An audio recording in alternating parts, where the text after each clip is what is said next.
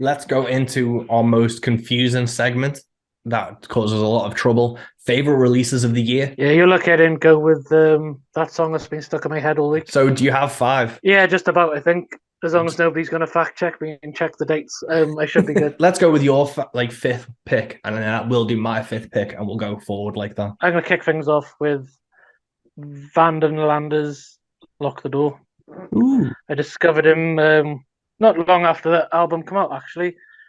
But he had such a really unique style. It was a little bit vintage, some nice, interesting elements in there, some really, really cool songs, and it was just fresh. It was different. It was you could tell he was looking back a little bit in his mm. inspirations, but it was still fresh and new. It was a really, really quirky, interesting sound. My number five. I've kind of put these in an order. It came out this year, so I'm including it in 2022. But they're old songs. This is the "Live Forever," a tribute to Billy Joe Shaver. So that came out, I think it was last month, and it's got fucking Willie Nelson, Lucinda Williams, Ryan Bingham, Nikki Lane, Rodney Crowell, Miranda Lambert, Eddie Brickell, Nathaniel Rateliff, George Strait, Amanda Shires, and Jason Isbell doing Honky Tonk Heroes, Steve Vale, Margot Price, Joshua Headley, and then Willie Nelson does another song, and then Alison Russell also closes out the album. And it's fucking Billy Joe Shaver with those names. Like, how can you go wrong? That's a really nice tribute as well. Like those many talented artists Yeah. getting involved. Yeah, it felt like an old school record where it was like, like Wanted the Outlaws. And do you know when people actually like collaborated and played together and got People are involved actually friends. when people were actually friends? We're not just trying to get iTunes number ones. What's your number four? I'm going to go with Clint Bradley's new one, Everything I Held Dear. Oh, nice. I really like what he did with this single. Hopefully, it's leading to an album because Yeah. I've obviously heard very recently that that's what usually happens, and you don't just release singles for fun. Um, but he's got a different approach to this song compared to the album, and I really love what he did with his vocals on this one. It's Yeah. sort of really old school and croony, and I do love old school crooners, especially with this sort of low end guitar and stuff, Yeah. sort of weaving out, and it's just a really nice song. And I said his vocals next level on it. I I feel don't know what he he's done really different. elevated, like his albums were already great. Yeah, And this is taking it up a notch somehow. But it's he hasn't played it safe, everything. has he? It's Yeah. changed it up a Yeah. bit. That's definitely it, man. It's not like anything off the album, but it's definitely like really. It's probably the most impressive I've heard him on recording. Number four for me is Charlie Crockett's The Man from Waco. Ooh, nice. Yeah, which I just thought was a really fucking great album. And yeah, after seeing him live as well, because I got the album before, saw him live, and was like, do you know when you hope artists play the tracks from the album? Because it gets a bit like I remember I saw Iron Maiden in 2006 and they only played the new album, and I was like, this is fucking bullshit. But Yeah, there's artists and albums where you're like, I really want to hear, like, I don't want to hear like the older stuff, even though I love it. I want to fucking hear this new stuff. And he played like I'm just a clown, like I'm just a clown and stuff, and it was just so good. They opened with the Man from Waco theme with the band, and then he came on, and it was just so sick to hear those songs live, and it's made me revisit the album, and it's just a fucking great album. Hit me with your number three. now we might need to chuck this one, but I'm gonna go Alex Connolly wrong again. According to what I looked at, it was only 8 months ago. Didn't that come out in 2020? I don't know. I could have got this horribly wrong. Ags only. Don't look too deep. I don't look like a dumbass again, but I'm doing a fantastic job of that tonight. Wrong Again came out in 2019. See, I was wrong again. Perfect. Perfect segue. Perfect segue. Wrong again. Fine, I'll let You you thought have this it. all.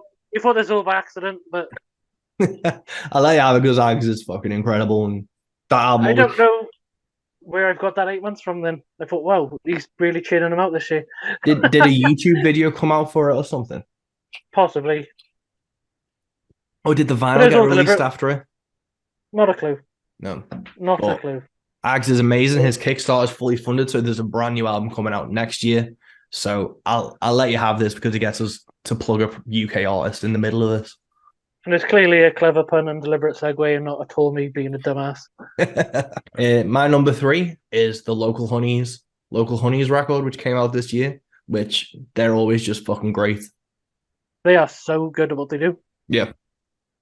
And it's the same thing you were talking about, Clint. They keep elevating and they keep pushing and trying new stuff, which I really enjoy. Like, they could stick to they could stick to the bluegrass duo thing and fucking kill, but they still push and bring in new things and write incredible songs with amazing lyrics. And they just keep pushing, man. And it's so fucking good to hear. It's nice old school music done exceptionally well, and they're incredible. Mm. All I can say about it. Like, Yeah. you can listen to that whole album, and there's never a dull moment, is it? Like, it's What was your number two? yeah. I'm sorry, starting to second guess these choices now. From 1970, Marty Yeah, Robbins. have you heard of a man named Willie Nelson? I found this interesting little number. It's called The Red-Headed Stranger. Must be new. I haven't heard of it. I was going to go Brennan Lee, Obsessed with the West. Nice. But I could have fucked those dates again. I don't know. I'm terrible at numbers. No, Brennan Lee, she's been on a ton of quite frankly, I don't give a damn. red lists. Nope, that finally falls into the caveat of 2022 releases. No, even a blind monkey can find a banana, man. What did you like about that album? What brought you to it? What kept you listening to it? It's such a nice mix of different styles. You might get some like old school Western ballads. You might get something a bit more honky tonk with the big band sound.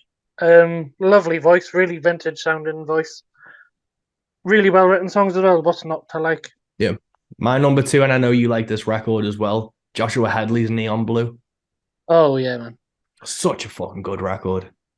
He's such an interesting guy as well. I quite like following what he puts on socials quite a bit. Yeah, he's got a really distinct voice, both on record and online. And it's been really interesting to see the two. And then I got to play with him and see those songs live. And it was just fucking incredible. Yeah, man. That's an excellent choice. They really do. Yeah. Yeah, it's like you don't hear a lot of that style of country anymore either. It's like, do you know what I'm saying? It's really nice to hear. And he does it so well. And his voice is incredible. Yeah. And I really he's got a wicked way with words as well. Yeah. He's got that classic, like how country artists find like double meanings and stuff and take metaphors and evolve them and twist them and things. He just does it perfectly on this record. Yeah. The weird play is just fantastic. Yeah. What's your number one album? Number one, Hannah Winnie, Girl Where You're From. Hopefully that's going to be leading to another album. Nice. It's a single, I believe. Again, I'm basing this on no facts. But in my head, that's what's happened, and that's what's going to happen, and I'm fine with that. And what was you liked about that? I don't think I've listened to that one. I love all of his stuff. I think she's really like one of the top country artists, let alone female artists. Just got like a really fun vibe to all of his songs, and voice is incredible. Yeah, again, just superb. Like, it's just a really fun listening, and it's almost like that again, that timeless sort of style. It's undeniably country, and I just really enjoy it. Yeah, my number one record this year is Chris Dover's "It's a Difficult World." Not that difficult now, Chris, is it? Falling over him. Yeah, it's only difficult if you want him to promote anything on TikTok.